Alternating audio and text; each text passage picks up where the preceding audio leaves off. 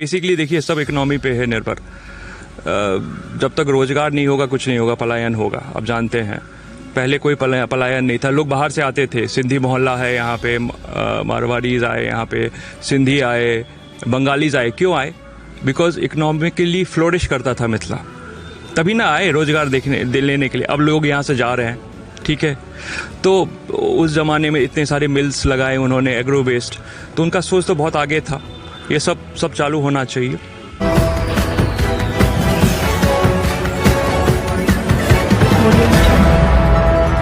नमस्कार, बिहार मिथिला न्यूज में आपका स्वागत है। मैं हूं मनोज। देखिए, पूरे देश में एक चर्चा है, दरभंगा राज परिवार के अंतिम महारानी का निधन पूरे शोकाकुल माहौल में मिथिलांचल ही नहीं पूरा बिहार है।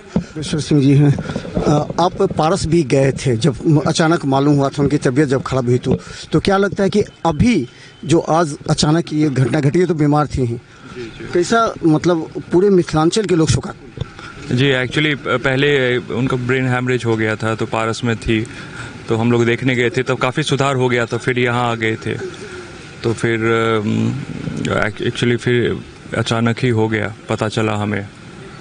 तो हम एक्चुअली फिर टिकट कटाने के लिए वो सब फुल हो गया था, तो हम पटना से आए, शाम हो गई थी हमें। उनके जो संस्कृति सभ्यता को जागरूक करने के लिए उनकी देन भी है, आप लोग उसको संरक्षक कर रहे हैं, तो क्या लगता है किस तरह उनकी और इस स्मृति को आगे और भी बढ़ाएंगे? उन्होंने कल्याणी फाउंडेशन स्थापित किया था, उसको हम लोग और आगे बढ़ाएंगे। काफ़ी रिसर्च होता है, पुराने किताब को रिपब्लिश किया जाता है, और जो भी हमारा कंट्रीब्यूशन है राज फैमिली का, ये सब संरक्षित करके उसको और आगे बढ़ाया जाएगा। हमें लगता है कि मिथिलांचल के युवाओं को बहुत कुछ जानना है, बहुत कुछ शोध भी करना है, क्योंकि इनके द्वारा जो डोनेट किए गए थे, यहाँ ही नहीं पूरे राज्य में, कई राज्यों में थे, तो कोई ऐसे हैं जिसको संरक्षित संग्रहित करने के लिए? हाँ, हम लोग तो कर ही रहे हैं उसको। जो भी हमारा फोर फादर्स के जो भी हमारे जो भी कंट्रीब्यूशंस है, उसको हम लोग रिवाइव कर रहे हैं। एक हम लोगों ने बुक भी लॉन्च की है, जो लास्ट ईयर हम लोगों ने लॉन्च किया था, क्योंकि एक्चुअली मुझे लगता है जो हमारी कंट्रीब्यूशंस है हमारी फैमिली को, वो जनता को उतनी पता नहीं है। किसी कारणवश या तो किसी पर्पसली किसी ने दबाया है, तो अवेयरनेस कम है। सो हम लोग वही चाहते हैं जो भी हमारा कंट्रीब्यूशंस है फैमिली को, उसको जनता तक पहुंचाए। और जो काम है, जैसे पुअर होम है, जिसका पर्पस था जो गरीबों के लिए हो, वो it should be meant for that. जैसे लक्ष्मेश्वर लाइब्रेरी है। अब देखिए, इतना बड़ा शहर है दरभंगा, सब जगह लाइब्रेरी होता है, एक लाइब्रेरी नहीं है। उसका पता चलता है जो वहाँ शादी ब्याह होता है, उसके लिए तो नहीं खोला गया है। तो जिसके पर्पस के लिए खोला गया है उसका हो, राइट। और जैसे मिथिला शोध संस्था है, तो बहुत अच्छी बात है, गवर्नमेंट उन फंड्स आए हैं। अब मैं चाहता हूँ जो उनके नाम से हो, उनकी प्रतिमा लगे, क्योंकि अगर ये धरोहर है हम लोगों का, और जनता जैसे लोगों को पता होना चाहिए किसका कंट्रीब्यूशन है। 1961 में उन्होंने 61 में उन्होंने किया, उसका सोच देखिए, उनका सोच देखिए कितना आगे था। जो 6 लाख रुपए उस ज़माने में डोनेट किया, आई थिंक 50,000 या 1 लाख मांगने के लिए आए थे, उन्होंने सीधे 6 लाख दे दिया, 50 बीघा ज़मीन दे दिया, और जितने भी पांडुलिपि थे वो दे दिया गवर्नमेंट को, जिसको संरक्षित करे और जनता इस पे शोध करे। तो कितने थे जो अभी तक संरक्षित है, तो उनके नाम से होना चाहिए, कामेश्वर सिंह जी के नाम से होना चाहिए, प्रतिमा लगना चाहिए। आप लोग भी उसको कीजिए। एक है कि अगर कहा जाए तो पूरे मिथिलांचल का नेतृत्व करता आप लोग हैं, क्योंकि ये राजघराना ही यहाँ का वास्तविक जो सत्य है, वो राजघराना है, उसे ही देश और विदेश के लोग जाने थे।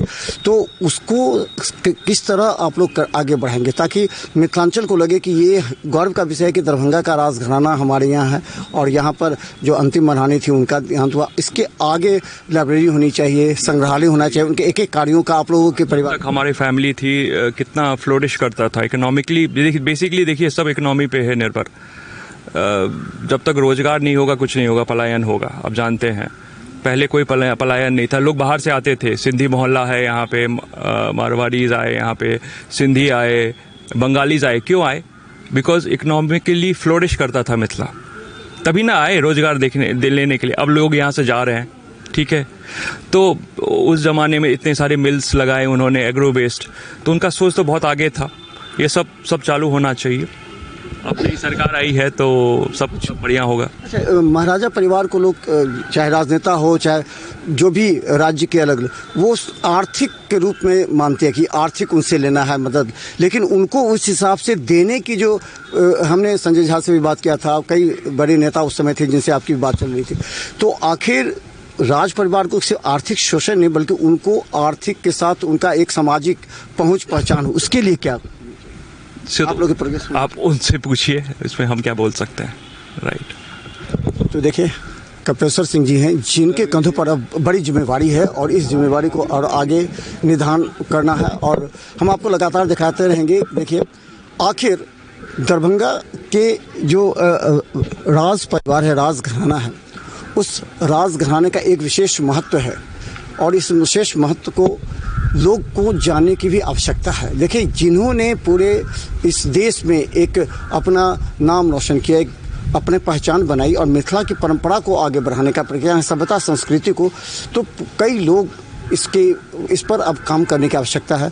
उसे अब क्या होना चाहिए आगे?